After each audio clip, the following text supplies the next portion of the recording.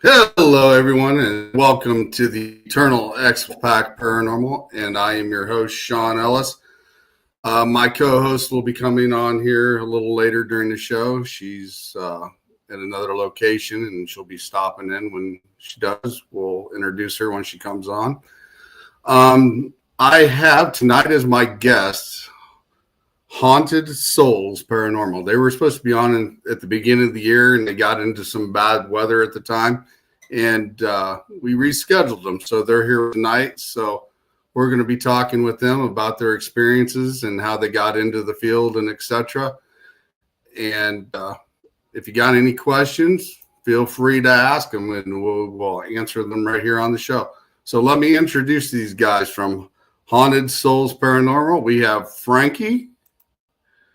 And we have Dan.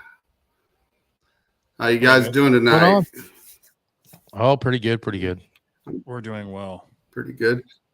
We're settling in. Yeah, you said earlier.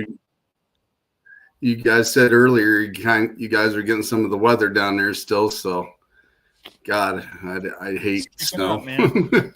Picking up, and it's just it's not friendly to ghost hunters. We were shooting this week with Discovery Channel at one of our locations, and it was just brutal. And they're from Canada, so they weren't, but even they were cold. Yeah, they were cold. Just because we're from Canada, we're still human. Oh, wow. So it was icy, and it was the first day was nicer than the second day. The second day it had snowed a little bit and ice, and it was just I'm sorry to say, Wednesday at 11:30, Wednesday night at 11:30, 11:45, I was ready to just get out of there. I was like, I'm done. This is done. I'm done. Cold. Too cold. We've been here for 2 long days. Yeah, and Johnny and Jordan from Ghost Off Grid, that's the name of the show, is Ghost Off Grid, and then Johnny and Jordan are the host of it. It's the second season, and they were actually phenomenal to work with. And it's actually like a really good show because they didn't really fake anything. Like they were really, we liked them so much, we actually badged them in. They earned a badge. I mean, Jordan, we locked him up in Matt Albert's solitary confinement cage, and he stayed in there an hour with a camera. And then Johnny went down a forbidden hallway in Emmaus where you're not really supposed to go down and ghost hunt because the spirit down there is pretty angry. But he did it, and they both did their lonely walks, as we call it on the team. If you want to become a member of our team, we have challenges you have to do. It's not just a matter of filling out an application. You kind of have to prove to us that you can do lonely walks and that you can go through the buildings alone and do those types of things, because sometimes, we get some paranormal investigators that don't want to leave quietly at 2:30 a.m. and we have to go get them, hunt them down. So we have a really good lineup of people, and so we've been really excited about Emmaus Village that is popping off, and I think we have 2 events there scheduled for March 7th and 8th. And those tickets are on sale right now. And it's a fun location, man. A lot more TV is coming. A lot more TV shows are coming. They really, really want. It is the largest paranormal destination in Missouri. So that was kind of our week. That's definitely awesome. You guys sound like you had a busy weekend for sure. Yeah. So, Frankie, how did you become into the paranormal? I have a different track than most paranormal people. I was in seminary. I was on my way to become a priest. I love the idea of theology. I still do. I'm probably the most religious member in our group and core, and a lot of people lean on me for demonology. I come from a long line of exorcists. I have a lot of friends that are still practicing exorcists with the Catholic Church. I'm very good. I have a very good relationship with Father Gary Thomas. If you don't know who he is, there was a movie done on him with Anthony Hopkins called The Rite. And that's about the story of Father Gary Thomas. Mm-hmm. He was the leading American exorcist. He's now retired and teaches seminary in Redwood City, California. And after, going through a lot of interesting stuff with me, I still love the paranormal.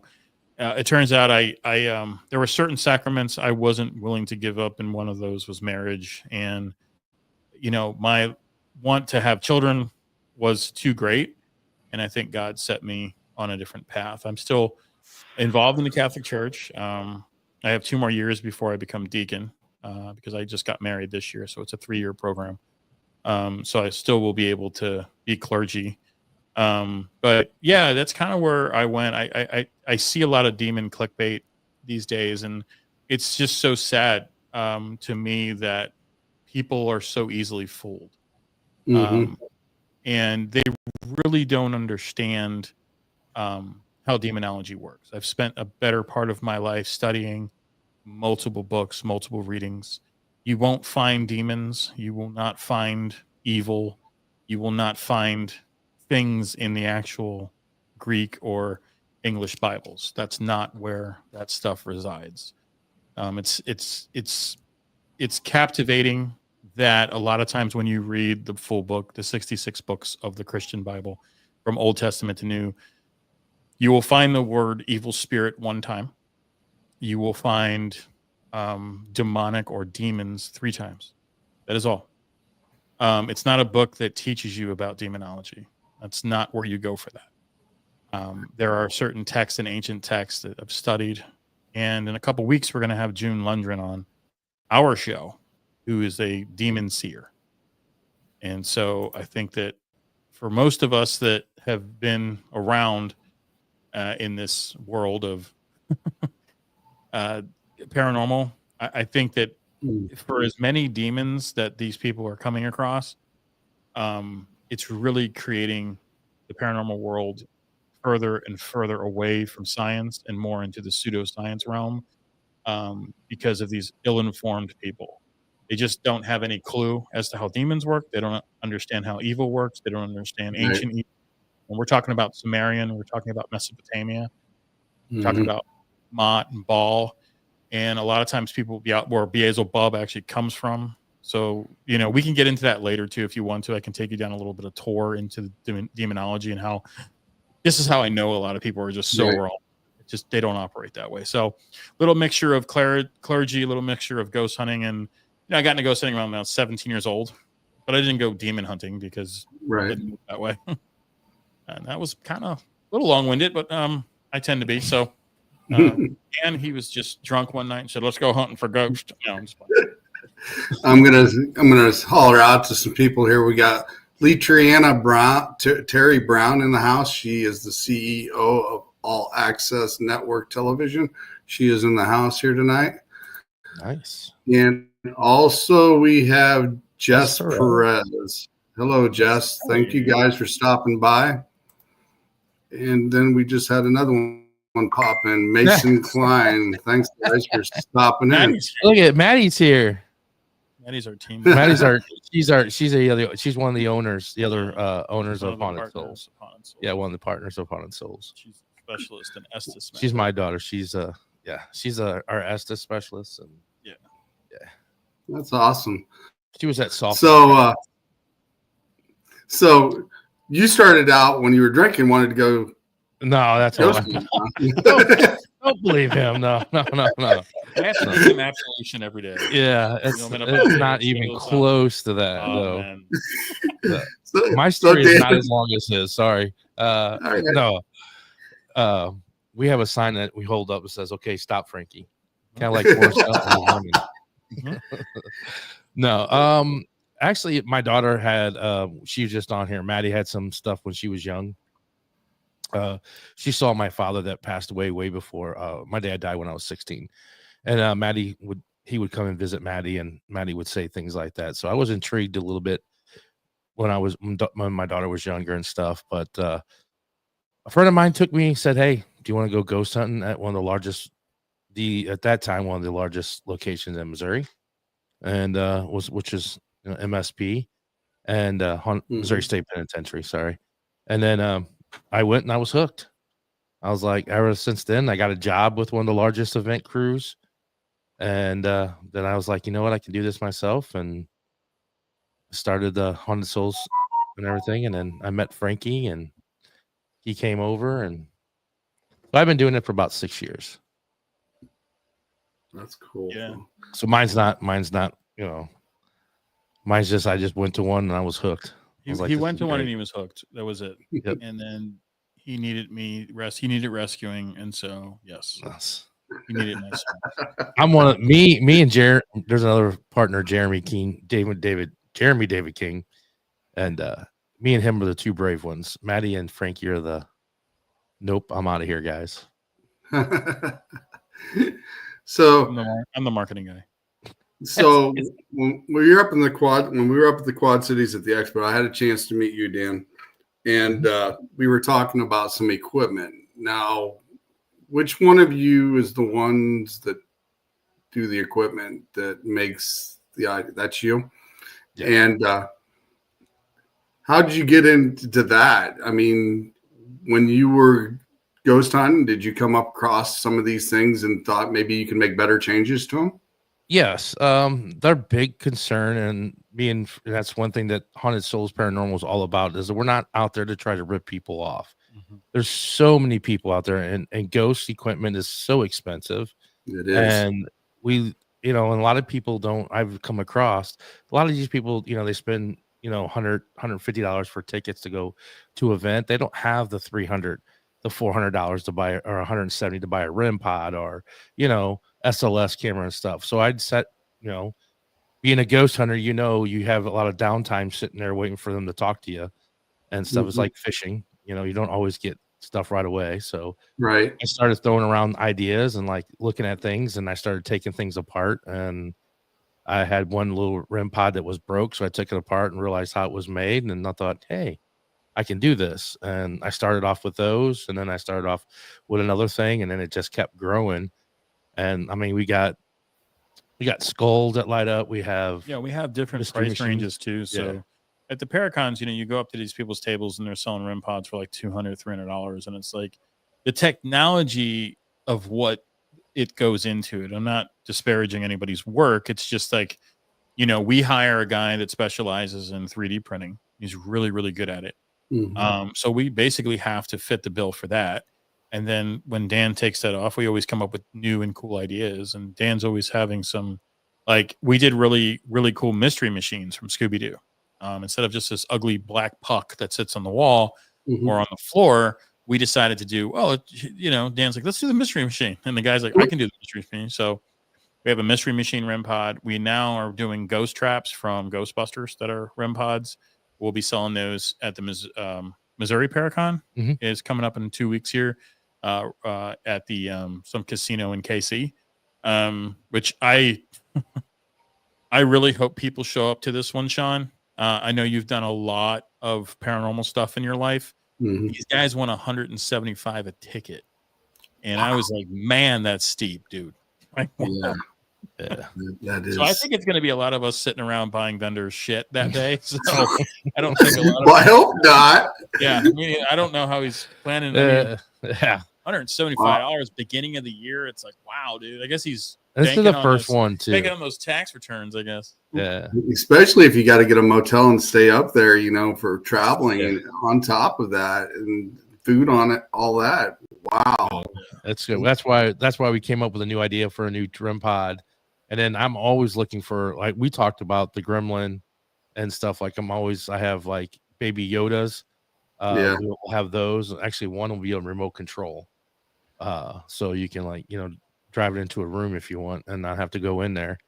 But they're like Boo Bears and stuff like that. Mm-hmm. But the whole concept was not to charge an arm and a leg.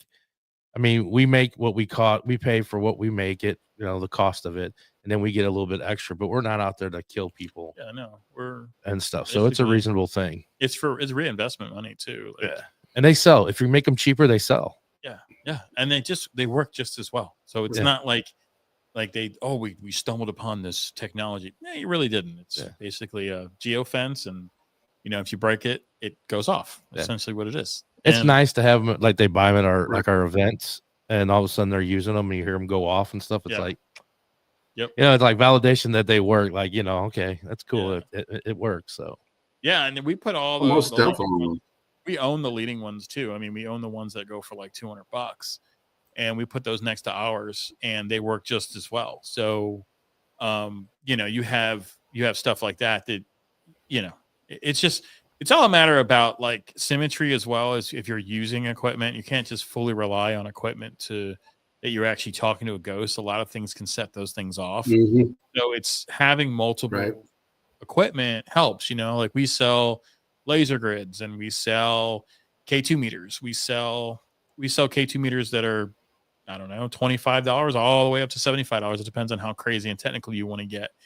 So it's just a matter of, what puts yourself out there. But like we always tell people too, if you're ghost hunting, it's all about going with your gut first. Like what is your body telling you? What is your mind's eye telling you? Right. Exactly. You can walk into a place and it's supposed to be the most haunted place in the world, and you're just like, this place isn't. It's you just if I don't ever get that creepy feeling, me, you've been around me long enough. If I get that vibe, like, oh, this place is crazy, I get the hair that stands on my back. I've been told that I can see, but I just haven't opened that part of my brain. One of his eyes. That's my eye. That's my dead eye. Susan, yeah, Susan Tucker. Hey, there's Susan. He has a ghost eye. Yeah, we have Susan Tucker in the house. Thanks for stopping in. Yeah, one of Dan's body parts made it to the other side. So yeah, I can see that through the veil. Your eye looks back at you from across the veil. If I come across a gremlin, I'm definitely gonna send it to you guys to. I've been looking for one, a gizmo or Yeah. I think that would just be kind of cool. Yeah, I've been looking. I think it's a cool idea. You guys did the mystery machines as well, and even the Ghostbuster traps. That's pretty awesome idea. I think that's cool. Yeah, we tried. We were thinking about doing the Echo One car, and it just has a lot of detail and was kind of pricey for a 3D printer. Yeah, and we're trying to do it. We're trying to keep the cost down. Yeah, and I think our cost on that one was close to like $75. So it was like, well, then we'd get right back to where we don't want to be there, because it's a lot of plastic to make that little guy. And so we're trying to we want to make ghost hunting affordable too. It can get very expensive. We have people on our team that as soon as stuff comes out, they buy it. Like, as soon as it comes out, they have it. It's like crazy. I think one of them has 2 mystery machines and a skull. And it's like every time we come up with a REM pod, they buy it. And they got a Boo Bear. They got one of the Baby Yodas and stuff. We're also having we have these wood-crafted cat ball discs. They have a yes and a no little area where you can set the cat balls in, and they don't roll away, and people don't smash them and kick them across the floor. Yeah, we kind of perfected that too. That was pretty smart. His sister is a good woodworker. Yeah, so we got those. So, and a lot of times when people use cat balls, it's like Dan saying, like all the floors are uneven when you're ghost investigating, and all these condemned buildings, and they roll away, they roll under stuff. This actually keeps them contained, so you can actually, you can film that and you can see the interaction. And that's kind of what, having the 3 locations that me and Dan have, from a service agreement standpoint, we don't own the properties. We own the investigation side of the business. So we have service agreements with each of our locations. And those are about 3 years long with the chance of renewal. And I think they'll all renew because we're trying to preserve the history. We look at the history. We really rely on our owners, to bring that history to the public. And then to refine the history. You have places like ISS where they're probably already sold out for the year, and they refuse to work on the building. So now the gaping leak that was there 5 years ago is now a gaping hole that's probably 10 yards long. And eventually the place is just going to fall in on itself, or somebody's going to become a ghost. I think I have just the one night I investigated, I think I got black mold in my lungs. The black mold, all the water that's in that place. Have you been there, Sean? Yeah. No, I haven't been. Make sure you bring a respirator. Yeah, it's bad, dude. It's bad. It's bad. It's bad. It's like, and they do these drone videos. I'm like, oh, maybe they're getting a construction company to come out and look at how menacing this looks. I'm like, yeah, for your lungs, dude. Wow. Yeah, you can walk in, which is one of the epic things of Indiana is the nurses station, and we've gotten great activity in there. But when you get there, you can look up and see the sky. That's how. It's so bad. It's a big hole. It's only a matter of time before that crumbles. And our purpose in gatekeeping and taking care of these properties is this: making sure the money is going into the buildings, making sure that when we send over the money to the Arcadia Academy, to Emmaus Village, and a great example of this too. And it's not all because of ghost hunting, but if you look at the Haunted Mansion in St. Louis, what Nicole's been able to do with that place and bring it from I mean, I remember looking at that place 7 or 8 years ago and being like, yeah, this place isn't salvageable. Because we were thinking about buying it a long time ago. Mm. And I'm like, this is too much work. Right. But Nicole bought it. And I think within 3-4 years time, she's really been able to bring, she's got window. It's looking great, looking beautiful. And that's where we try to find our niche when we're doing events. We want owners like that. We want owners that actually care about the building and the history of the building and maintaining that first. And you do that through these investigations. And that's what makes it so important to us that we do sell out. We want to sell out every event, because the more we sell out, we can bring these places back to, where they need to be for level occupancy and ADA compliance. People in wheelchairs, vets, man, that lost their legs or have trouble walking or getting upstairs. We have the ability to make these places accessible again, so we can have ghost hunters from all different ranges and walks of life. And if we're not putting money back into those buildings, then that's just not a possible or foreseeable future for them. So that's part of what Haunted Soulz Paranormal does. We're a very different looking team. Yes, we are strong and we're big. We have a lot of members, and all of our members are earned. They earn their badges. We wear the colors, and everyone on our team has showed their bravery in very dark places, and that we help and we cultivate and we teach people how to ghost hunt.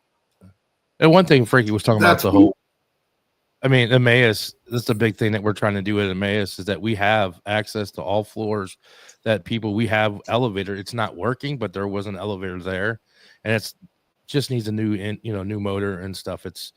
And we could be, wheelchair accessible, because if you've been to different haunted locations, there's just, you can't, there's tons of stairs, and that just opens up another area of people to ghost hunt. So that's one of our main goals at Emmaus, is to get the elevators working there. That's awesome. That's great that you guys are doing that to help out the places that you're actually working with. I've been to some locations where you've walked up the staircase and you'd have to walk up the side of the stairs just to get up, because the floor or the steps themselves in the middle would bust out underneath of you. And then once you got up to the top floor, you got to make sure you stay against the wall, because the floor would fall through if you walk through it. We've been into some of those locations before, and it's dangerous when we go out to those locations. I'm sure you guys have been there. Don't become a ghost. Don't become a ghost. That's definitely cool. Frankie, you brought up a little earlier on how you get your members, and you want to explain that, because I think that's kind of a unique thing that you do with that. Yeah, so we have a lot of people that once they meet us, once they ghost hunt with us, they're like, man, that's the team I want to be on, because we look drama in the eye and we face it right there and then. Me and Dan have a rule that if something goes down, we don't let people sit on their feelings. And following the biblical text, we don't let arguments sunset. So never let an argument solve the argument before the sun sets is essentially biblical. It's something that we've instilled in our team. You have multiple personalities. You have different people. We all have life. We all have, hey, Zipper Boy's here. Damn. Zipper Boy. But so the thing is that we want people that are strong, that are brave, that want to be part of work as a unit. What makes us a little bit different too is that when our events hit a certain threshold, we actually pay every one of our team members that are working the night. So we have 2 leads that will get paid, and we have 3 supports that will get paid. So not only are they able to be at these locations, wear the colors, but they also get paid. And not a lot of ghost teams actually pay their employees to run events. We do, which makes us a little bit different. And so how you become a member of Haunted Soulz Paranormal is you have to do a series of challenges. And everyone can have a headquarters. If they want to HQ at Arcadia, then your challenges are at Arcadia. If you want to HQ at Emmaus, then your challenges are at Emmaus. So if you're at Emmaus, for instance, one of the challenges is that you get locked in Matt Albert's cell for an hour by yourself. So you literally are in solitary confinement. The bar comes down. He's never going to. You're not. You're never. Hey, if we give you a nickname, that's That's right. something. That's a good thing. That's not a bad thing. That's right. I mean, I'm in Hollywood. Wow. Damn, sorry. But the thing that we do is we basically encourage people to become. And then I'm wearing the purple. Dan is wearing the black. And that's our. If you just spin around there, you'll see that the badging kind of dipped down a little bit. Yeah. So there's kind of the badging in the back. So you'll get a sweater. It just has our Grim Reaper holding our chicken. And you'll get a sweater like that. And then if you earn your badges, then we badge you in. And then there's a celebration before the night. Usually that's done between and with, other ghost hunters and stuff like that that are there for the event. We always badge people in before. If they're wearing purple, they're support. If they're wearing black, they're leads. We also do a pretty cool thing with our events as well. Careful, you hurt my camera there, buddy. Sorry. Yeah. So we do something pretty cool too. We give people paranormal equipment. I know a lot of teams do that. We also rent body cam, which we encourage people to do, is to rent actual police body cam and just turn that thing on. It'll last 11 hours, and you don't have to worry about ever holding a camera. You have your hands free at that point. So we offer body cameras. And the other thing we offer is pro ghost hunters to go with you. So you can check out one of the staff of Soulz Paranormal. So you can take, I want to take Maddie with me, or I want to take Brandy with me, and they will go ghost hunt.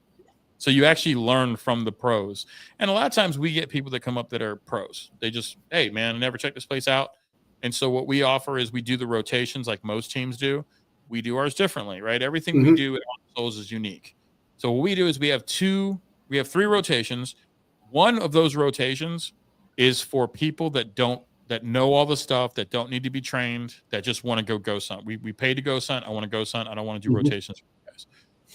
So we go through all the equipment. We go through the little spiel, little history stuff, and then we send them on their way. So location 3 goes with a support and a lead, and then they can just start ghost hunting. The other 2 go to Estes method, and we do Phasma box, and we teach them the correct way to do Estes method, because I'm seeing a lot on TikTok, the Estes method, the guy's standing in front of the person asking the question. And I'm like, that's not how Estes. I like the we can hear you. Right. Like, I like the Estes that's like by themselves too. Yeah. The one person just puts it on and they just yell out what they're hearing. It's like no one's asking questions. Yeah. No one knows what's going on. You're sitting on fire. Yeah. 93.9. The rock station. Yeah. Like, what are you doing? Yes. No one's knowing. We teach people the correct way to do stuff, because we want them to go to other locations and be like, oh, I really want to go ghost hunting with Haunted Souls. And that's why we've really opened up the books this year. And we're doing close to 13 different locations that you can ghost hunt with us. We're actually another team too that we do a little bit differently. Next week we'll be launching our seasonal and our annual passes. So for $500 you can pick 6 locations. For $1,000 you get all 13 locations. So your ghost hunting season is done. We put you on the calendar and you are scheduled to be at every one. And because we have so many multiple dates of our own exclusive properties, that if you can't make that one, we can actually move you. So we want to make sure people have a good time. But a lot of times people just want to go all in. They really want to do it. And I'm like, you know what? Get the annual pass, man. And you'll go to all these locations. And there's a bunch. We have some great locations this year. We're actually testing the waters at Pythian Castle. We've talked to the owner there. Right. So we really hope to make that one huge. So that's some fun stuff we got going on. That's awesome. I'm interrupt you here for a minute. My co-host and the producer from All Access Network Television is coming in the backstage, and I will bring her on. Miss Gwen Johns is in the house. Hey, guys. Hello. What's going on? Hey. Trying to hurry up and get home, so I made it. Yay. Yeah, you're perfect. Yeah, I figured you'd get home on time. I was talking? Yeah, I was listening to you guys coming then. You were listening to Frankie. Yeah. Now, who is the one that was in seminary? Which one of you guys? It's me, Frankie. I'll be signing up again. So I'm going to become a deacon. There was a moment there where I was going to leave the Catholic Church for good. I'm not a fan of the Pope at all. Most real Catholics, Roman Catholics, are not a fan of this Pope. But I decided to Gotcha. stay Catholic, but I'm actually going to work my way into the church and do it the right way and teach people the right way. I'm not for Sounds good. apostasies, and this Pope is a criminal, and allowing voodoo gods in the Vatican is just wrong. Afternoon. I'm sorry. I don't mean Cameron. That's another Carmen. She was like afternoon. Yeah, we got 7:30 p.m. Yeah. we have That's one of our. That's actually one of Carmen is Carmen one of our, Burns. yeah, she's actually going to be badged in on the 7th on That's Soul awesome. Paranormal. Yeah. Cool. And then we got Timothy in the house. It said Arcadia was wild for me and personally, as well as our group never had a response, a replication like we captured in the 3rd floor in the restroom. So Tim came out to what we've done to also share our locations and, you know, get the word out for our locations. Me and Frankie came up with the concept to have 2 pro nights a year where we invite different groups for free to come out. We give you 2 free tickets. And then if you have anybody else, it's only $50 each additional person after that. But we give you 2 free tickets to come out to one of our locations, and we have a pro night. And last time we had in Arcadia, I think we had 18 different teams. Great.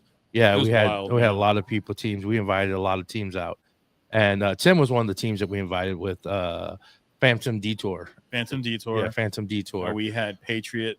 Paranormal. Those. Yeah, there was all kinds. We had Spooky Dookie. Is one of my favorite teams. Spooky Dookie. Yeah, I saw that when I had to invite him. I was like, Spooky Dookie, come on. That's like, it was hilarious. They were stuck at Farrar House. That's how they came up with the name, though, right? Yeah. Farrar Schoolhouse. Yeah. He's great on camera too. And I had the honor and the privilege. I think that once again, I mean, we have TikTok and we watch other teams and we look at how these people are getting 20,000 followers and we're just like, man, like it's crazy to me that like a lot of these people don't know what they're doing and they have so many followers. And I think that one of the things that keeps coming up is this word gatekeeping, where these people like me and Dan who have locations are like, oh, they're locking it down so no other teams can come in. And so that's why we kind of start at the idea of pro teams is no, that's exactly not what we're doing. We're allowing pros to come in with us to ghost hunt so we can basically see how your team operates. And eventually we will open it up to where you can actually host events at our locations. We just want to make sure that we've ghost hunted with you, that we know that you're good people, that we know that you're not looking for demon clickbait, because it's not going to happen on my watch. It's just not. It's just not how demons operate. And I will stand my ground on that. It's just not how it works. You just don't go into a place. You're talking about ancient evil, Dan. I've talked to him about this a lot. It's ancient evil. This is Mesopotamian. This is Sumerian.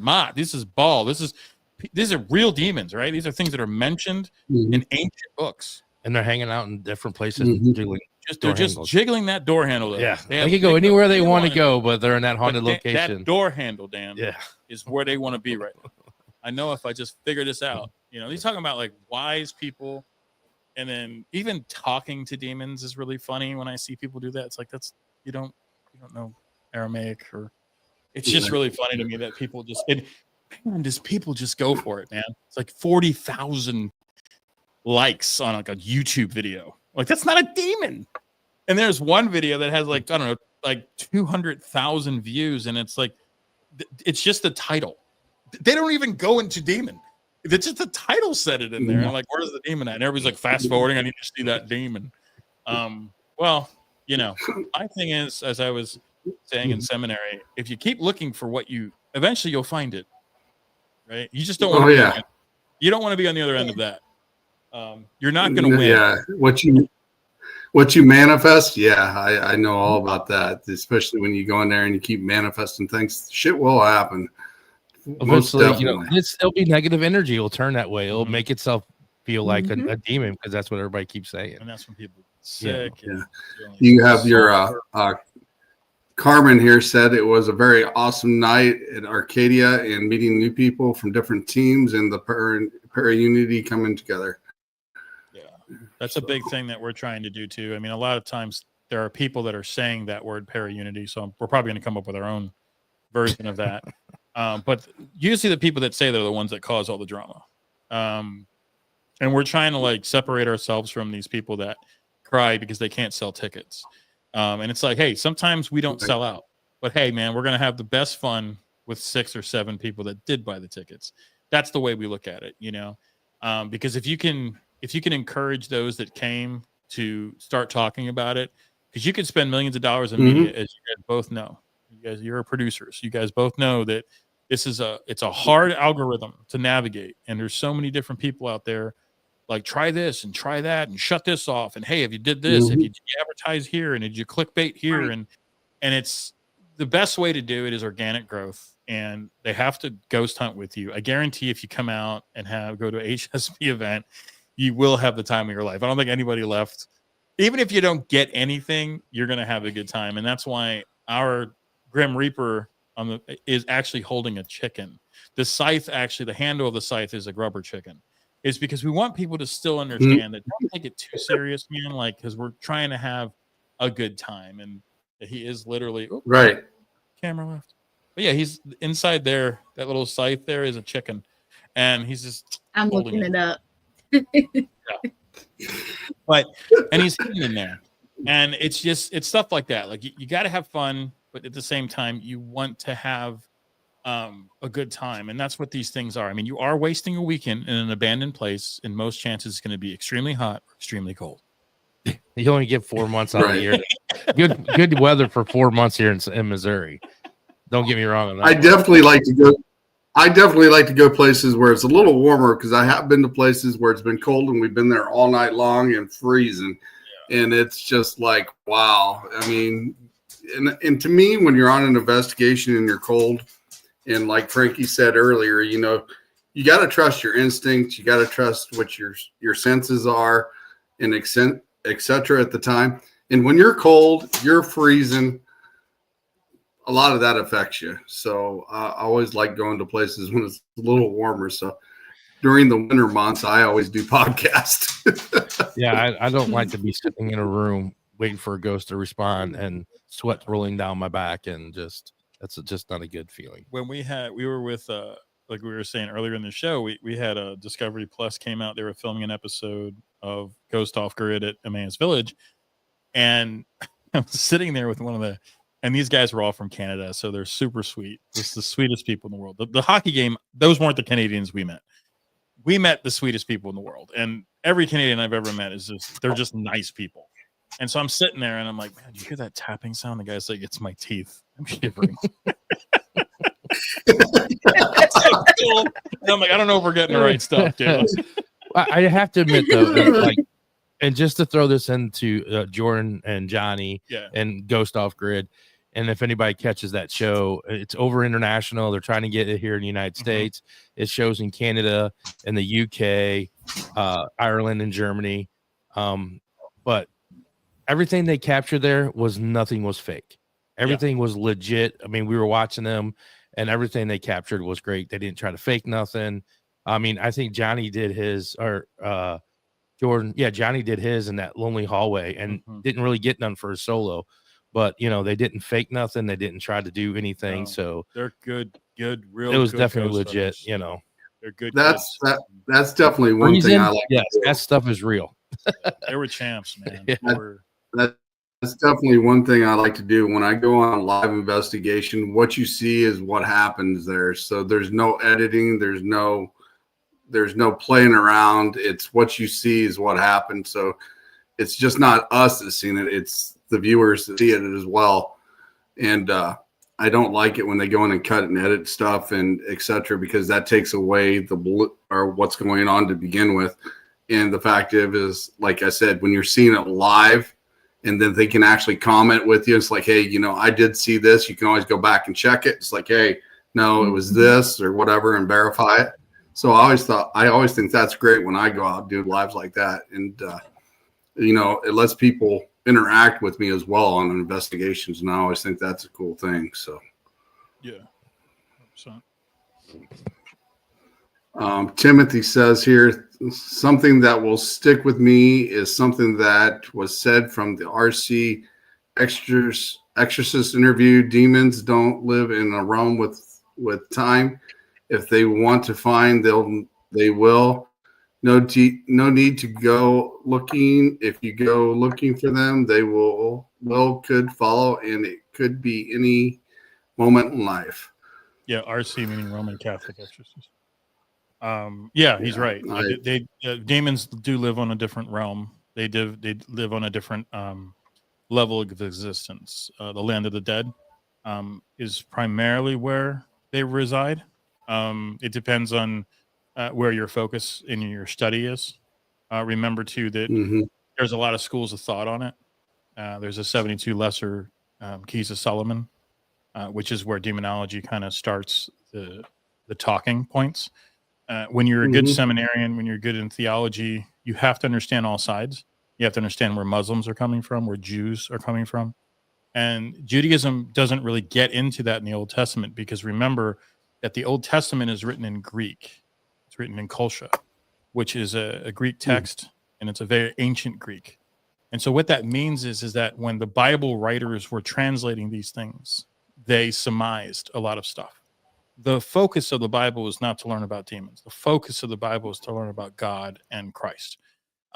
So that is not the book that you would read to learn about them. They're mentioned. They give you key highlights. But that's not where exorcists study demons at. So what Fresta is talking about, he's talking about the land kind of before the first temple of Jerusalem is what he's referring to. And then we're currently in the second temple of Jerusalem to the third, which is destruction, right? So only the Wailing Wall stands today. So the first level of essentially that the first temple of Jerusalem, you're talking about ancient evil that was around. God does not diminish, and this is another thing that's a common misconception, is this idea that God was the only one. God is clear that he is Yahweh. God is also clear that he refers to the Elohim. And if you don't know what the Elohim is basically every God that's below Yahweh. Now, Yahweh is the one, right? That's the guy. So there are demigods. There are satanic, demonic forces that worked with God at one point before the Great Alliance. The casting of Satan and Lucifer as separate entities that control hell is erroneous and ridiculous. That's not a thing. Nobody controls hell. Satan is actually just a thing that is misinterpreted. It comes from the Jewish text. It means the Satan, which basically just means an evil thing. It's not an actual physical person. Lucifer was an angel, a fallen one. He's a watcher, part of Elohim, not part of Yahweh, right? They're not omniscient.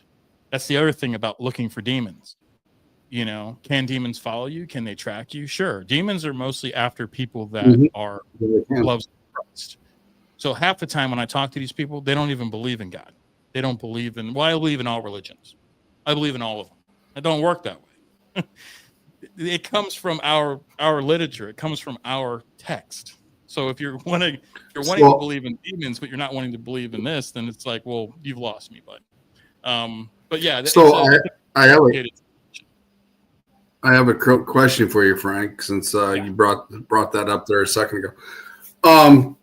Do you believe people with higher energy can detour some of these better than the people that has low energy, and that's how they get the attachments they get and stuff, is because their energy's so low and they go into that realm with that entity that it just kind of sucks them in? It really depends. Energy is an interesting word. It's really about low faith. The indoctrination of demonic entities is through acts and weakness and strengthening of faith. Exorcists are chosen. He's 100% right, Timothy Presta. It's the first book of Enoch is what I'm referring to. First book of Enoch is legitimate, Timothy. The second, third, and fourth books are not. And the reason why you can conclude that Enoch 1 or first Enoch, based on the Ethiopian church, you can I'm sorry. I'll answer your question in a second. Timothy had a good question. The book of Enoch is not in the Bible. It's not. You will not find it there. It was removed. The reason why we know that First Enoch is an actual gospel or scripture is because it's mentioned at the same time that the Bible is being written by the Bible writers. They are translating it. They are seeing Enoch. They are not putting Enoch in. There's reasons why they chose to do that. Books of faith, books of strength. But Enoch is a very real book. They choose to leave it out because it can be very confusing, but it also can right a different wrong. Watchers never want it to be looked upon as gods, but they were. And so Enoch is left out because just like they can be corrupted, so can people. If you left Enoch in the Bible, it's the only book anybody would ever read. So the Bible writers were smart in their choices. You have to also understand that the book of Revelation will not see any inheritance till Constantine. Constantine is going to put the book of Revelation that's written by John on the Isle of Patmos when he was expanded by the Roman armies. So there's a lot of history that goes within theology. And that's the problem with these young demon seekers and hunters and seers and all these types of things. It's like you have to understand the history of kind of how it works. But usually when you look at possession, which is extremely rare, and every Roman Catholic exorcist will tell you that, it's more prominent in third world countries. It's not prominent in America. It's just not. It just does not happen that much. Possession and all that shit does not happen that much. But when it does happen, it's usually targeting towards something.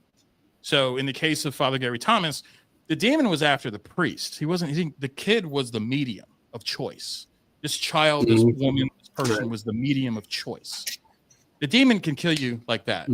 That's the other thing that I would warn people. The Bible is very clear on that. Demons can kill you. They don't have to abide by anything. In most cases, as Roman Catholic exorcists will tell you, you're looking at things that possession sometimes ends with the death of the person that's possessed. It does happen. It happens a lot in Italy. It happens a lot in First Vatican. Second Vatican was the reason why Father Gary Thomas takes the Vatican and says, I don't like what we're doing here. We need to start performing the ritual, not the rite. And those are two different things. The rite of exorcism is for disembodied voices of spirits that were once human. And then there's the ritual, which is basically dealing with dark energy. You're dealing with ancient demons. Those two things are not held up by the Vatican, once again, because why? Well, because the church makes money, because you have to pay for your possession. And what happens is they subside the demons come back, you come in. It's kind of like pharmaceutical and healthcare doctors. Yay! Like Johnson & Johnson makes Band-Aids, but they also make razor blades. So there you go. You're going to need a razor blade. You're going to need a Band-Aid. So it's that type of formula. What Father Gary Thomas decided to do was come to Chicago, start the School of Exorcism in America, and did things very differently. He treated all the cases of cancer, as we would call, at stage 4 for possession. They did the ritual, and they went right after the demons and bound them to the cross of Christ, and they were gone forever. And so when you look at that type of stuff, in those scenarios, if you have weak-minded people, if you have people that are kind of like have to be happy and you know, they're already weak, man. You got to stay the path, right? God's clear on that, right? It's like the path to righteousness is very narrow and treacherous, but the path to being open and accepting everything, that's easy. So why would a demon need somebody necessarily that's praying to them? Like you have a Church of Satan in Salem, Massachusetts. Demons don't need those people. They have them. They want people that are like me. They hunt me. They hunt priests. That's what they want. They want God's chosen is what they want. So the thing that I would remind people is that when you're going to ghost hunt, enjoy that you are talking to people that might need closure. That's where the answers need to come from, especially when me and Dan are at Emmaus, where you had a lot of people that were in asylum that were locked up and they shouldn't have been. Right. But they might have stories to tell. And if we're just focused on trying to find, Beelzebub, that's not right. He's not in Missouri. OK, maybe he's definitely in Arizona. He's probably in California. But whatever. The thing that I would say is that, right. It's just like just funny to me. It's like, oh, you're in Michigan and you found Beelzebub. That's great. All the demons are in Florida. That's why those people are crazy. I mean, the ancient texts say the demons pretty much hang out around where they were formed. Yeah. I say that because Frankie's from Florida. You're not wrong. You're not. Yeah. So yeah, it's really dependent upon the strength, weaknesses. It's basically where your faith is. If you're a very good Christian and you have a very good relationship with Christ, then of course the demon will seek you out. He will tempt you, right? And there's a darker conversation here, but that leads into the Crusades. But a lot of times people get bored with that. The priest in the basement. Yeah, Father Gregory. I was just gonna say that you can have different things if you want with us. Yeah. If you want to investigate like people that were like were treated mean and stuff and asylum type, we have that. If you wanted to come and investigate nuns and priests, we have that. If you want to do gangsters and brothel and we have that. And all three locations are totally different. Yeah. Areas like experience. Yeah, the Emmaus is like asylum and stuff, and Arcadia Academy is priest and nuns and stuff, and then St. Louis Haunted Mansion is all gang mobsters, and it used to be it was opened up as a brothel and a bar, a saloon. And Great place. Yeah, it's a smaller location. I think we only sell 10 tickets to it because we want people to experience it. And I think that's the other thing too, is that a lot of these guys that run these events, they'll open the ticket sales up and there's like 75 people there. And it's like, we're never going to get anything. We limit our ticket sales so that people have experiences and they can go away and they can get quiet and they can kind of just do their thing where no other person is bothering them. And the other thing that we do is we allow younger people. Not quantity. It's quality, not quantity. Exactly. So we take a hit with that. I mean, sure, we could sell 100 tickets to Emmaus. We limit our ticket sales at 50. Emmaus can easily take 100 people. We have 5 buildings, but we want people to have a qualified experience rather than a quantified experience, right? Well, quantify it. Yeah. 100 people. That's a lot of money. We just made you 10 grand. It's like, but we don't look at it that way. We look at it like we want our name to grow. We want people to hunt with us. And what's also unique. I think what you're doing. Go on. I think what you're doing is great is the fact of that, because if you get too many people in a location, it corrupts all the data you get, because then you don't know who's talking from where and who's been whispering and stuff like that. And when you limit it to so much, then like you said, they get that experience they're looking for and not have something that's tainted. So that's, I like that idea a lot. When I used to work for the company I used to work with, they would do a large location and they would sell like 200 tickets.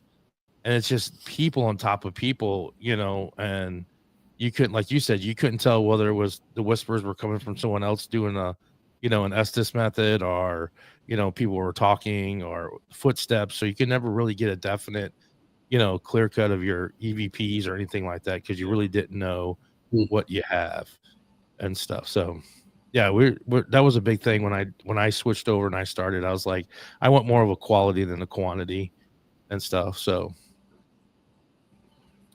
with that's awesome. We have Susan Victoria in the house from Happy Hour Paranormal. She's from the Boston area.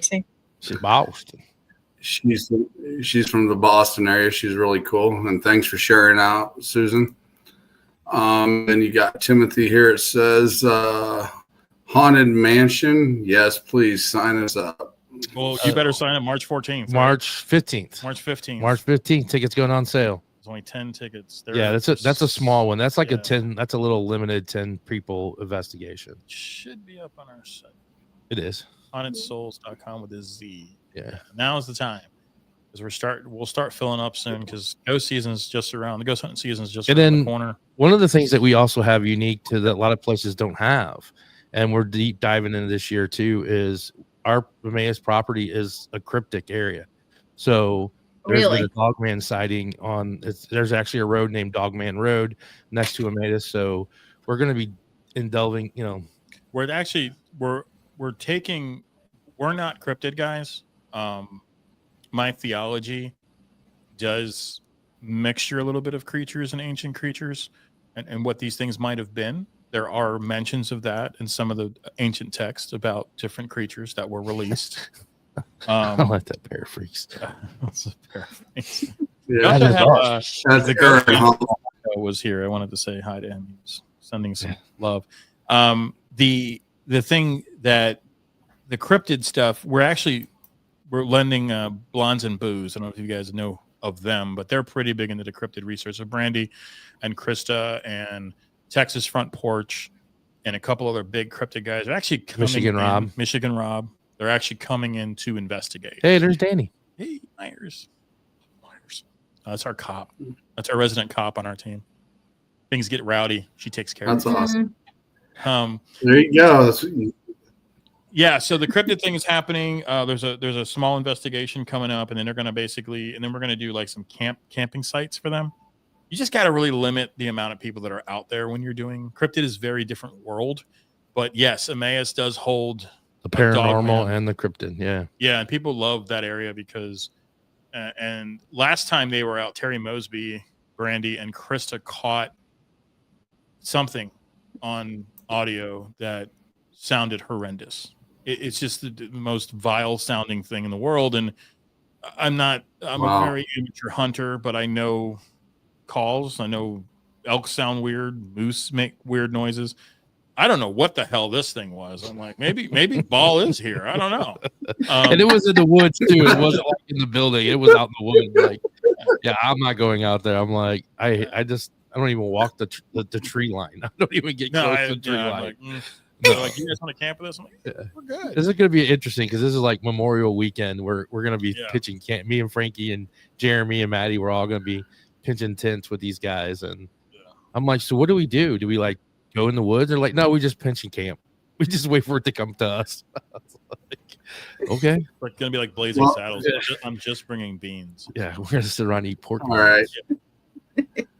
Well, guys, I'm gonna do something for the show tonight because we've been talking a lot and the show's been going great.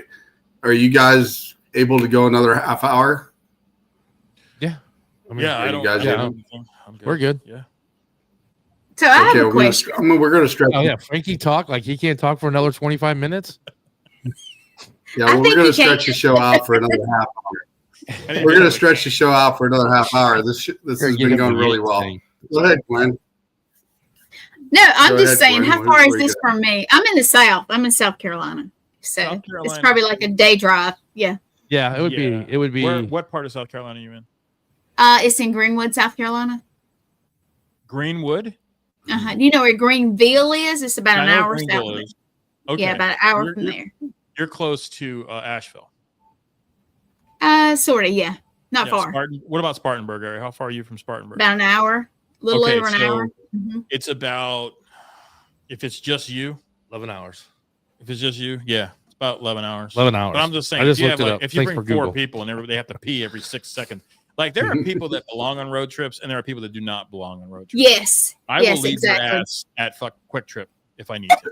I just want to get a drink, man. It's not like I got to stop. This guy's at gas station. He tells me all the time. I'm like, gas station. Yeah. He should run tours for gas stations, like literally. Okay, number 1 rule for a road trip: you pack a cooler that somebody can reach, so you can pass them. You don't know what you can. You can miss pickleballs. Yeah, like. We found pickleballs. They're like cheese balls, but they're pickle flavored. Missed the ghosts. Missed all the ghosts in the action. You can never know what you can find in a gas station. Velasquez pickleballs. They're like cheese balls, but they're dill flavored. Yeah, they're dill pickleballs. Missed all the action. Missed all the ghosts. Basically, the apparition came out of the basement, said its name, handed us the keys. Yeah, we're late. The Book of Dead from Egypt. No, he had Thoth green, emerald green tablets. Wait, wait, Dr. Pepper. If there's a Starbucks, he's got to stop. That's right. Yeah, that's the drive-through. Yeah, that's the drive-through. Yeah, you can drive through Starbucks. That's right. You can put your order in the phone. No. Then you got the fartist on our team. Yeah, we got the other guy. He just farts everywhere. Oh my god! Like he wants to eat like wizard fingers from gas stations that hot dogs have been on there for 4 hours. Yeah. And really from a gas station. And if a hot dog is longer, if it's been on there, it's for like 12 hours or long, and it starts to wither away. We call them wizard fingers.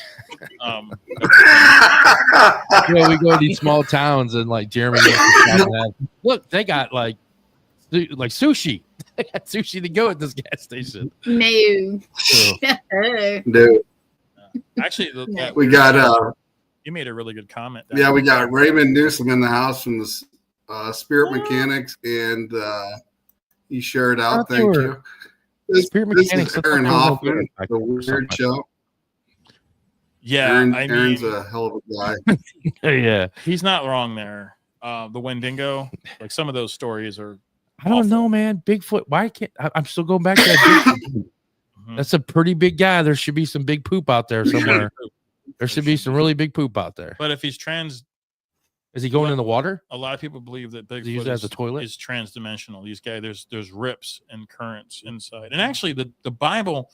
So you'll see a lot on. I'm sure you guys know this a lot about portals. We talk a lot about these portals. Okay, the Bible is very clear that exists. There are tears in the earth. Which, if you read the ancient text, would be Eres, right? So Eres. They're referring to the earth, the below, the realm. And some biblically sound, yes, portals are biblically sound. There can be places where portals exist, if you believe in the ancient text, where these things can emerge, these creatures, like a Bigfoot, can emerge. So they go into the portal, poop, and come back out? Well, they might poop before they go, right? and that's not Taylor Swift errors, right? Right. No, they don't stop at the gas station to poop. Yeah, I mean, come on, like knock on the door. Can I? Yeah. So I have a question also. When you say down below, that brings up something to me. I have frequently got told at many locations, go. That kind of thing. Do y'all ever get that kind of thing? You just froze up, right? You asked that. Did I? We're all on suspense, like, yeah. Am I back? Yep. Yeah, you're back. Okay. Yep. See, every time I talk about this kind of stuff, that's what happens. So, okay. Different locations, many times. I've gotten down below, look below, go below, all that kind of stuff. Have you ever gotten anything like that? Is that like even in the basement, and that tells you to go below? Yes. Actually, yes. That was one of the first times. And I was like, well, what the heck is below the basement besides digging? Basement. Well, no, it did. This was dirt. So there was no. Yeah. There was. Then there might be something buried in the dirt. There could be something buried in the dirt. We get that a lot too, like buried in the walls. The walls have ears or something. 1889 McAteer Villa. We've been in that basement numerous times, and we're getting it in the walls. Like there's somebody's buried in the walls or something like that. So interdimensional outhouse. Yeah, Raymond, you need to make that holler out here. Please make that a new podcast. Interdimensional outhouse. Yeah, we're gonna holler out here. We got Carla from Horror Paranormal. She does movies and stuff like that, and she does cosplay, and she's really interesting to check out. She needs to get a hold of us because we actually going to have Santiago Cirillo, who played in The Walking Dead. He's going to come out, and they're coming out to check about our location, about doing an event, and we do like a horror paranormal thing. And if she's an actor or something, she could come down and speak or whatever. So yeah, she needs to get a hold of us and stuff for when we have our event and stuff for that. Cool. Then you got Timothy here. He says ley lines. Oh, go ahead, Frankie. Yeah. That would be down below. Yes, ley lines is actually a good thought on that. But also interdimensional when you look at certain. It's hard to. There's a lot to that ley lines, right? So. So a lot of properties over time. You got 5 minutes, dude. You got 5 minutes, dude. I don't have 5 minutes. A lot of properties over time shift. The weight beneath them shifts. They aggregate more soil and dirt. A lot of times, especially in St. Louis here, people will start, oh, it's a dirt basement. But when they started digging, it was actually floor. There was actually Nicholson pavers, which Nicholson pavers are wood. Before brick, before cobblestone, in the city of St. Louis, we had 12 miles of Nicholson pavers. And if you don't know what Nicholson pavers are, people used to complain about how noisy it was when they heard the clip-clop of horses going down the street. And so Nicholson came out for a way of sound bearing that one by making these small wooden tiles, or about that thick, and they were square, and he'd put these Nicholson, and then it would soften the blow of wheels, wagon wheels, and horseshoes. So a lot of times when they say look below, look further, it could also mean that something exists in the soil that where you are. If the house was moved or shifted, it could be at certain places. You also have lodges, like Masonic lodges. They're always going to have a cornerstone. True. That's a huge thing. So you just, I mean, it's good to have people on the team that, have the construction background, have the historic backgrounds, have the historian.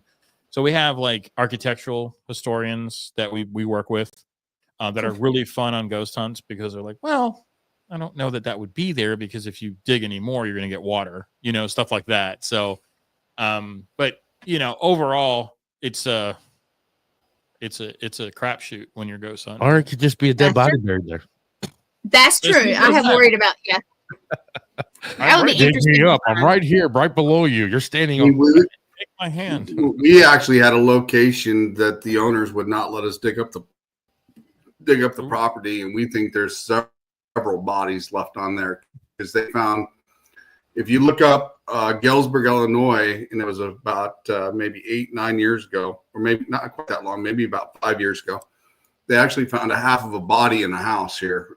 And we had the chance to do an investigation with another team there. And that was interesting, because we took luminol to the walls. We still found blood. And a lot of strange things happened in that house. But still to this day, we think there's bodies on that property. Man. I mean, luminol is still showing that up. It's fairly that long. Yeah, that's scary, actually. Yeah. Associate with we've seen fragments of it. Oh, that's why the owner doesn't want you to bury and start digging. Apparently, he might have. Very true. Did you guys hear about? Get off my ankle. My pelvis. Yeah. It's like the ghost just said, "Lean on me." No, it's saying you're leaning on me. Oh, he's in the wall. He's in the wall. There you go. Yeah. So, but there's a thing that actually exists now that I'm doing a little track on, little investigation of my own. So I don't know if you guys have heard this, but allegedly, O.J. Simpson was haunted by the ghost of Nicole. I have heard that. Okay. You heard this? This is I've heard. Where? Yeah. But where? At his mansion? Everywhere. In Brentwood? Well, the most famous case is a guy on an airplane filmed him. Like OJ was on the plane, and the guy was sitting. So if he was kind of sitting a row behind and to the right, so he had like kind of a clear shot at OJ Simpson, and was kind of like watching him like the whole way, and then he dozed off for a second, and he had this full-on conversation with someone, with Nicole.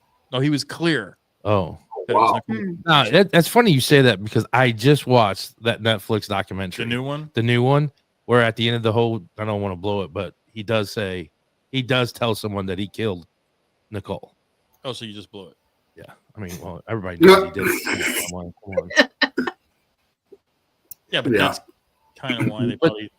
I was wondering why they did that film again. Yeah, because I thought ESPN was, but that part never comes up. But is there a thing we had right when COVID was just whatever it was? I don't believe in half the thing the government tells me, but the thing that I do remember is like we lost a lot of great interviews, and we actually had DeFeo lined up, the guy that committed the murder at the Amityville. He was still alive, and so me and my buddy Jeremy were going to go up there and interview him, and I wrote him for 3 freaking years. There's a whole thing here. Show and tell. There you go. Whole thing, I can't. Prison release form. You have to. I can't show the actual writing, but this entire packet is from DeFeo. It's our writings back and forth. Okay, and Oh wow. So he finally agrees to meet with us and do the show, and then COVID happens, and he dies of COVID in the prison. Oh, So we would have had the real story of Amityville, but no. wow. Okay, some pharmaceutical company had to make money. Oh. No, but the whole MJ thing or the whole OJ thing is they show you a lot more stuff that was not released to the public and in court and stuff. So that's important to me. He definitely did it. No doubt in my head. But that was a race thing. It's the only thing that I remember from the 90s that was actually, that, and it was just it was awful. The whole thing was just awful. The whole thing it all started after the whole Rodney King thing. And yeah, stuff, so. And it was just so many different. Well, the woman was killed with her grocery bags too by the cops. Like LA cops were not really loved back then. Mm-mm. So that whole I always thought it was his son that might have done it, and he was covering for his son. You ever heard that theory? That was interesting. His son's a little off, and same size. Maybe that's a podcast we have. Yeah, were you with us for the OJ one? No. So we might have to do an OJ on Tuesday. Oh, we did, man. Well, no, on Tuesday. Oh, yeah. Tune in. Yeah. We're going to drink orange juice with vodka because Hora and us will have some vodka and orange juice, and we will talk about OJ, which makes total sense. Yeah. Well, you actually can't have orange juice. You're diabetic. Yes. Thank you. So you're welcome. Okay. Wait a minute. So he just said it, right? You can't drink orange juice because you're diabetic. He's like, hey, I saw some for you on my way home, and I picked it up for you. It's a Yoo-Hoo chocolate candy bar. So how well? My diabetic. He needs to eat that. He loves you. As long as do the test in the morning. Yeah. Maybe have a square. Don't eat the whole freaking thing. Oh, I won't eat the whole thing. Just pass it. I'll be in a coma. I might use that. So I want to know about the doll that's behind you, Dan. Who, Abby? Sorry. That's Abby. Go ahead. That's Abby. That's Abby. Sorry, She's Sean. one of our haunted dolls. Yeah, I know. That's why I like her. We have 5. Yeah, we have 5 haunted dolls. Is she a good girl or a bad girl? Very, very, very calm. She's calm. Oh. She stays here in the studio. Cornflakes in his truck. Actually, since we've had Abby in here. Everything's gone good. Good. We don't have any more gremlins. We don't have any more stuff with our equipment. That's what I need. I need an Abby. So, exactly. And we basically what happens is if you leave our team or you don't like us for some reason, we actually name haunted dolls after you. So you'll be forever immortalized. Yeah, you're immortalized, That's Abby. Yeah. Hi, Abby. So we have cornflake. We have my political statements on personal accounts. We got Okay, I have to know about cornflake. You have to tell the story because cornflake is a composite doll. Composite doll. He's flaking on his head and stuff, so we call him cornflake. So he made other dolls. Yeah, he made these dolls from World War II that they gave out to kids that were disparaged from homes that got blown up in France, because France and their wonderful army. So we always have to bail them out. But during those types of terrible things, the U.S. GIs came over and they basically would hand out teddy bears and dolls and stuff like that. And so cornflake is part of that World War II doll. And, kids from, we believe, what might have been concentration camps as well, would have received these dolls. He was in the doll factory fire. So he's kind of melty.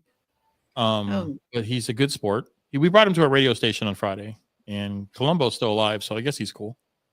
Because Columbo was all up on him, man. Yeah. Stop touching him, dude. It's weird. Did you get the picture of him with the headphones? You have that picture? You can can bring cornflake up. He can bring it up and show you what cornflake looks like. I would like to see that. Yeah. We also have a geisha doll, and we've seen her move in her case. Yeah. So she has moved, and then we don't know about that one. Yeah, she's at another haunted location right now. And then we have Tim, you're not listening to this, but we have a haunted vase that has miraculously just vanished. Does it travel? I don't know where it's at right now. It's in Emmaus somewhere. We think so. We hope. So, do you get a prize if you find the traveling vase? I don't know, Tim. Tim, the guy that's on here, he gave it to me because he was having bad luck with it. So I said, yeah, I'll take it, thinking that we were going to put it in a haunted location. And now, we did. Emmaus is, I don't know who's done with what with it, but somebody took it. We're still looking for it. Well, there are objects that travel for real. So. Yep. He's like, yeah. If it ends up back at your house, Tim, let me know. I'll come back. Oh, wow. It could. It could. That'd be pretty awesome. Tim got this vase and his life turned into a country music song. We love you, Tim. You do know what happens when you play a country music song backwards, right? You get your house back, you get your dog back, you get your wife back. Yep. But what if you don't want your wife back? Yeah. I don't have my phone. Yeah, it's the whole box is gone. I had it in the box, so we're looking for it at Emmaus. It was supposed to be in the office, and it's not in the office. So it's all in one piece. So we'll find it. It's not gonna go. We'll get it. Yeah, but if it shows bucket, dude, tell me about it. Yeah, if it shows back up at your house, just let me know. I will post cornflake right now. Yeah, he's getting it right now. Please stand clear of the doors. But that's the part about when we hang out and people are like, "Oh, you gave that guy a nickname," but it's an enduring thing. So yeah, before I see him, does he look anything like this? I don't know if you can see. Oh, here we go. Nope. Oop, nope. I'm not. You're down. Yeah. Oh, almost. He's got a different uniform on though. Yeah. Mm-hmm. Look, that's probably the one that the replica that they made. Right. He would have made that doll. Yes. But he's a little flaky because he was in a fire. So Frankie decided. The lady when we bought him, she was like, "Thank God you finally that doll's finally leaving here." She's like, "That thing is just." I'm like, "Okay, cool, we're taking it." Just open him up, and I'll share my screen real quick. Oh, you can always talk. There you go. Yeah, there you go. I like that, Raymond. There you go. That's the plan. Yep. You don't need the truck and the wife. You just need the dog. Now maybe the truck back. Yeah, I would think that, unless you got a new one. A better one, yeah. Yeah, the new ones will drive off on their own. True. You can present him. There you go. He sent you the picture. He's in Here we go. I'll bring him up right there. He is close to us again. Wow. Oh, hey, Cornflake. Look at that. That's cool. Yeah, he was at the radio show. So we're on 2 radio shows. We're on 2 Friday afternoons, and then the Haunted Garage. Frankie and Jeremy and I do a radio show on Saturday nights. Oh, that's cool. I'm gonna have to tune in then. Definitely. And you guys are always welcome to come into one of the shows that I do. So yeah, let us know. I think we talked about the haunted object show that we saw because Sean showed us the advertisement for your network. Oh, our haunted object lab. Yeah, that looked pretty cool.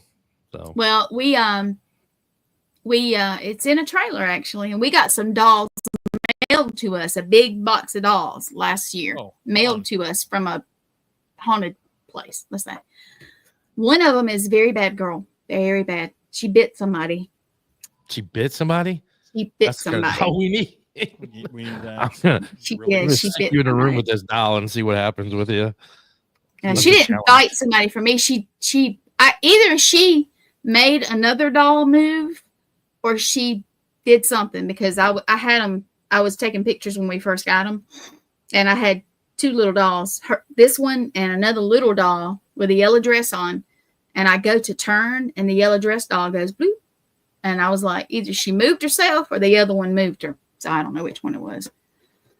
Yeah, that was kind of like our geisha doll that I had. Was like Nicole was like, did that doll just move? She's like, it was facing the other way and now it's facing sideways. Abby really hasn't moved. She likes it in that corner. Abby just chills. Even though she's in the corner. She has good energy. I like her. So Tony had to put the headphones on because we call him Tony Jr. Tony Colombo Jr. Aww. Yeah, he has the same haircut. Yeah, he does have the same haircut. You should put a monster in his hand. Yeah. A straw. You get him a baby monster. Yeah. Yeah. We give him a straw. Yeah. A baby monster. Or giving its own voodoo doll. I don't know. That might not be a good idea. What if he didn't like you? He might make a voodoo doll out of you. So what Daniel was talking about. Danielle here, Myers, is talking about Reverend Carl Strom. He's in Emmaus. He resides on the 3rd floor of the college building. Oh, it was. And Okay. he likes to stare out that window to his old house. And Reverend Strom lost a daughter at Emmaus. She was a nurse, and she had eye surgery and was on some type of medication. It was the 60s, I believe. And she ran a thermal bath for herself. And upon coming back into the bathroom, the meds struck her pretty hard, and she passed out into the tub, but without checking the thermometer. Wow. And she was scalded to death. So she actually didn't drown. She was burnt and killed instantly. So it was pretty bad. I think that they're both in that building. Reverend Carl is not a good. He doesn't like people being there. Yeah, I don't think he likes us. Bad. People like communicating with his other spirits and stuff. But he don't do nothing. But he does. He's very upstairs, like just watching everybody and just upset. Just Yeah, Strom. We call him Reverend Stern. Yeah, Reverend Stern. And what Danny was saying is she was doing the God helmet. If you ever saw the God helmet, we did the God helmet, and she actually sat in the bathtub that Maria passed away in.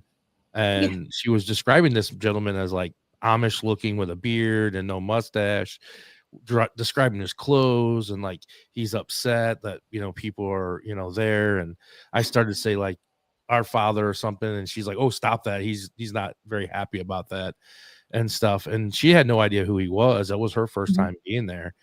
And after she got done and everything, someone came up, went down in the basement, and there was a picture of the same guy that she described, and it was Reverend Carl Stern. And she was like, that's the guy I saw when I was doing the God helmet and stuff. So the God helmet is growing on me a lot. And unfortunately, we do have we use Terry Mosby's. Yeah, we need to get one of our own. It's hard to get one though, because you have to make sure it's Persinger's design. That's the problem. Got to follow his script. There is a person that does them. He's currently not taking orders, so we're waiting. Pam, so I have a question about your equipment. Hey, Pam, where do you get your equipment? We make it. No, I'm saying, where can people get it? Oh, yeah. We're advertising for you, yeah. At any of the Paracons that we're at our festivals, and then our website just launched. Our new website just launched, so eventually we'll have a product on there, and you can buy them through there and stuff. You can come to one of our events. We have all of our equipment there at the events and stuff. So yeah, and this year we're doing something different too. We're actually going to do ghost tours as well. So we'll be doing ghost tours on Wednesday and Thursday nights at Emmaus. We do one tour a night. And it's just to get people's feet wet with overnight investigation. So they can actually do the ghost tour. It's about an hour and a half. We can tell them all about the ghost on property. And if they want to do the actual overnight investigation, they can turn their ticket in after they've done the tour. And that $20 will go toward overnight investigations. So it's only $80 for them to investigate overnight because they did the ghost tour. And if you weren't here earlier, the purple that I'm wearing is for ghost tour guides and for Alyssa. Yeah. And then the black is for our leads. So those are pretty cool. But yeah, all our equipment's usually at the Paracons or at our events, but we will have a page on the website to sell stuff. The problem with that though is that a lot of times our inventory, because we make the stuff and we make them at a really affordable price, tends to sell out before we get to a Paracon, then we don't have any product. Yeah, exactly. Because some of the stuff we're trying to reinvest. Like this group here that we're going to buy is all going right back in again to try to build up our stock so we can put it online and stuff. Because people like it. It's very unique. It's very different. You don't see a mystery machine REM pod. No. You don't see a skull. I heard you guys say that, and I was like, "No way!" Yeah, and a skull that has its eyes light up to you when it goes off. And we sell the mystery machine, I think, for $85. And the skull is $60. And the skull is $60 versus like the REM pod, which is like $170. It's the same thing, only ours is cooler. And we don't want to price people out of ghost hunting. I don't think that's awful. Now, and our ticket prices is not the highest, it's not the lowest, but we also do that because we want a quality of ghost hunter. If you did ghost hunts for like $50, $25, you're going to get the drunks. You're going to get the people that are just, let's go this ghost tour thing. And they just make a spectacle of themselves. And we don't want that either. So we're really good at like kind of pricing ourselves in a very aligned way. And hopefully, this year we'll start seeing the economy come back a little bit. And one of the things that I specialize in with our other partner, Jeremy, is we specialize in haunted transportation. So we have haunted cars, muscle cars. So we're renters, we flip cars, we exercise them, and then we throw them out, get sold. So most of the times the gremlins are coming because the damn engine's blown. But sometimes there are passengers aboard. Yeah. Sometimes you're almost become how a much passenger. are your ghost traps? The ghost traps, you guys? Those will be new this year, and I don't know. We haven't price wise because I haven't gotten the bill for the prototype yet to see what it all entails. Okay. I think that one's going to be a little bit higher than the mystery machine because we're going to have to assemble that ourselves and possibly paint it. And stuff to try to get a decent price. So we'll have 3 of them at the Missouri Paracon. We'll have 3 at Missouri Paracon. Yeah, yes. And they'll probably be like 100 to 110 is probably what they're going to be around. Now you could use the stickers. Yeah, but then that they peel off, and I want more of a quality than I don't know. He's supposed to be trying to make them in all color for me, so we're going to see what happens. He's playing with that new concept right now. Yeah. Like the mystery machine is totally like the mystery machine is all engraved, like 3D printed. So there's no stickers on it. It's all the same colors. And it's like really good, high quality. The roof of the van comes off to where you can switch on the battery and stuff. But he's pretty good. And then we sell death whistles. Aztec death whistles is a big thing that we do. So yeah, we've really limited. We've taken our inventory and we've really scaled it back a lot. We do still sell pendulums and pendulum boards. We sell vintage Ouija boards for collectors, not for use. I mean, when they buy it, they can do whatever they want with it. But we do have a beautiful. You have any in stock of those? Yes, we do. One. We have 2. We're actually looking for one, a real old one. Yeah. We have 2. Yes, we have yours from, and then we have the OG one that's bigger, and it's from Salem, Massachusetts. It's from Parker Brothers. It actually says Salem, Massachusetts on the board, and it's huge. It's the old ones, probably 1940s. We'll have that one for sale. That one's $100. And then the other 2, I think, are 65 or 60. The 2 vintage ones. Any of them, the old wood, like it almost looks like somebody cut a tree and just sliced it to make one. No, these are all the ones I have are like the 70s. It has the ghost on the box. It's Gen X. So Gen X is boards. Yeah. And then there's we have Gen X boards. And then we have, so it's either 2 kids playing with it or it's this blue spirit type thing. Yeah, floating across the top of the box. So there's those. And then if everything works well, I might have a wood crafter crafting me up some solid wood Ouija boards would be kind of cool too. So is that your sister or his sister? I can't remember. I was listening going down the road. Yeah, she does a lot of woodworking. She does a great woodworking stuff. My sister's with Ball in hell. She belongs. She's been getting some stuff, and we're actually going to be carrying around. If you want to come out and see us at our events and stuff, we are actually going to have a replica Annabelle doll in its replica case. Like my sister's making the exact case it sits in with the window and everything. We will have a doll, a Raggedy Ann, so it will be a replica actual Annabelle doll. Yeah, and which the is exact kind of same funny case. because the actual Annabelle doll will be there. Yeah, it'll be there too. So we're gonna have them face to face with each other. We're gonna have. I don't know if that's smart to have that doll there. I don't. Is that safe? Really? At one point, we're going to swap them. Yeah, we're just gonna swap the dolls. Like the Mona Lisa, like at some like Ocean's 11 or something. We're just gonna swap them out. That would be the best comedy ever. We should make a short film where we're trying to steal the. That'd be amazing. It'd be a great film. Yes. All right, guys. Sean, we are at the top. We're at the top of the hour. I appreciate you guys coming on. Is there anything you'd like to promote here before we end the show? Just check out Haunted Soulz Paranormal. Oh, I'm sorry, HauntedSoulz.com. as our website with a Z, Haunted Souls with a Z, like on the screen here. And we have all of our events are there, or you can go to emmausvillage.com and all the Emmaus Village events are there. It's 77 acres of buildings. There's 300 acres of property. This is the largest location. There's also 4 B&Bs on property to stay at.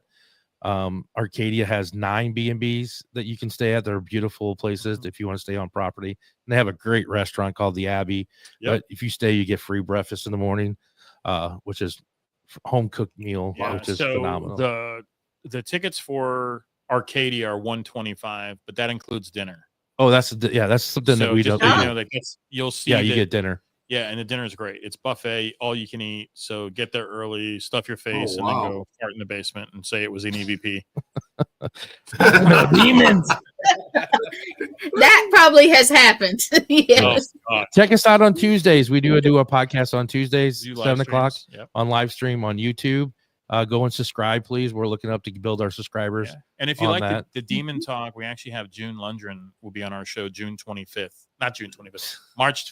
February 25th. She'll be on our show. The Demon Seeker. The Demon Seer. Seer. So this comes from the Viking side of it. Yeah. She's been on Viking said Seers. So yeah. She's been on a couple of TV shows. Yeah. And stuff. So she'll be on. We're on every other Tuesday, so that'll be next Tuesday. So it'll be an interesting conversation. We do have a radio show on Saturdays on STL News Talk STL. Yeah, you can get the app. News Talk STL 94.1, 101.9 if you're local, or you just download the app and you can listen to us on Saturdays from 9 to 10, and we talk all things. I think Elvis is running right now. Is Elvis still alive? Bob Joyce, is he Elvis? Yeah, we get into that. We stay busy. Yes, we try to. Yeah. Check us out. Yep. Go to Facebook, like us, follow us, and everything. We greatly thank you for having us on. That's awesome, guys. I really appreciate you guys coming on. I know the last time you guys were scheduled, you had some bad weather and et cetera you run into. And like I said, I look forward to meeting you guys again, and hell, even maybe coming down there and doing a show live from there too as well. And bringing maybe Gwen with me if we can get her manipulated to come down here. And, 11 hours going. I already looked it up. 11 hours. You got it. It'd be worth it. She's 13 hours from that doorstep. So she's 13 hours away from me. So. We'll pull your whole weekend up. Yeah. Okay. That's a deal. That's a deal. That's a deal. Just do me a favor. Let it get a little warmer because it's really cold here in the South. I'm about to freeze to death. So, yeah. Yes. April. We'll definitely do April. But I appreciate you guys for coming in. I'm going to drop you guys backstage, and we'll talk here in a little bit in the back room here in a little bit. Thank you. And I will close out the show. And like I said, thank you guys for dropping by, and we'll see you here in a few minutes. All right. It's fun. Thank you. Gwen, those guys are pretty awesome. I like them. Oh, they're cool. Very cool. I'm about to talk you to death. Sorry about that. That's all right. I actually got to meet Dan when I was up in the Rock Island one, and he's really cool. And we were talking about even trying to find Gizmo, making a rim pad out of a gizmo. And I thought I heard you on the way home. Ooh, yeah, really? I'm definitely going to look into that. So, but definitely check out those guys, Haunted Souls Paranormal. Go check them out. These guys are awesome, and they're legit, man. Check them out, definitely for sure. And like I said, I appreciate them coming on the show tonight, and thank you very much. And thank you for everybody who shared out tonight as well, and anybody who stopped in as well. So, and if you missed it, it's going to be played over after this in about half an hour on All Access Network, my Facebook and YouTube again. So it'll be out there again. Yeah. Very soon. But in that, by the way, here reminds me of one thing here. Hang on a second. All right. I'm going to play this, Gwen, before we go off the air. You ready? Oh, sure. Here we go.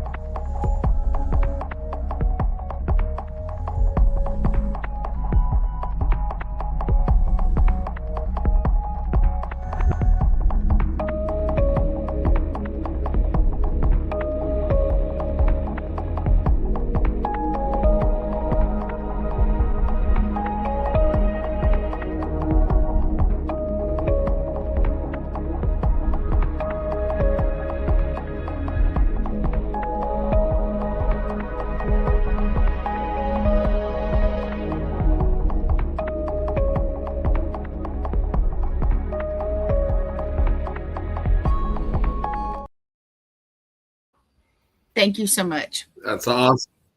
That's awesome, Gwen. You do an amazing job when you put all those ads together for all of us, and keep up the amazing work. Definitely for sure. And thank you for coming on and being my co-host tonight as well. Absolutely. Definitely check out Haunted Soulz Paranormal. And next week, I will have everything vaguely paranormal. Those guys will be on here with me next week. So have a great weekend, and we are out of here.